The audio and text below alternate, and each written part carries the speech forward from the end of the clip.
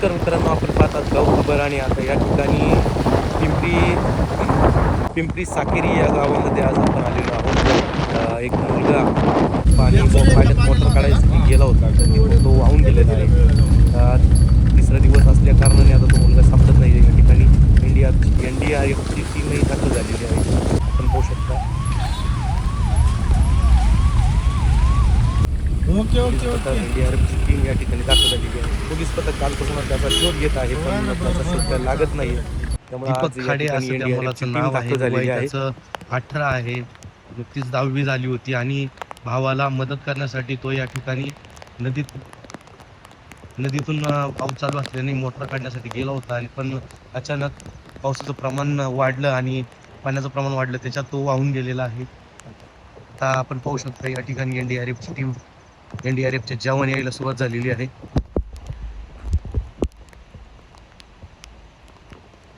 ताडधुका असल्यामुळे या परिसरात आता ही जी रेस्क्यू टीम आहे ही दाखल झालेली आहे. आता पाहूयात आपण NDRFची टीम कशा पद्धतीने त्या मुलाचा शोध घेणार आहे.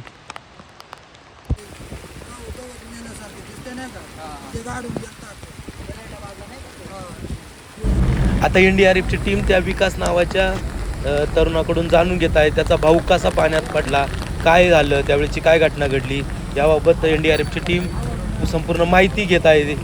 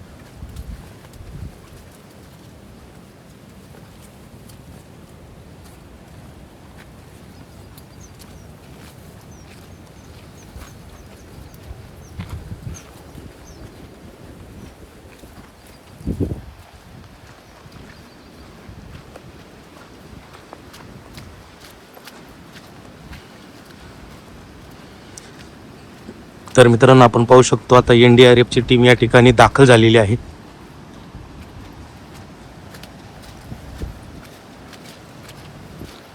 आणि ते आता बचाव कार्याला सुरुवात करणार आहे. तर आधी माहिती जाणून घेतात की कुठून कसं ही घटना घडली. तो जो त्या मुलाचा दीपकचा भाऊ आहे, तो आता या ठिकाणी माहिती देतोय की ते दोघं काम करत असताना ती घटना कशी घडली, काय घडली. तर दीपकचा भाऊ जो आहे त्याच्याकडून प्राथमिक माहिती अशी मिळते की तो जेव्हा ते दोघं मोटर काढायला आले होते त्यावेळेस त्याने कपडे काढल्यानंतर मोटर काढण्यासाठी उतरला होता. त्यानंतर तो परत थोड्या वेळाने दीपकच्या भावाला असं वाटलं की आता भाऊ आपला दीपक कपडे काढून घरी गेलेला आहे. पण घरी गेल्यावरती घरच्यांना विचारलं की भाऊ दीपक कुठे. घरी गेल्यावर माहिती घेतली तर दीपक काय नव्हता. त्यामुळं पुन्हा भाऊ इकडे आला आणि त्याने इकडची माहिती घेतली. पळापळ झाली कारण त्यांची. दीपक इकडेही नव्हता. मोटर काढण्यासाठी ते इकडे आले होते.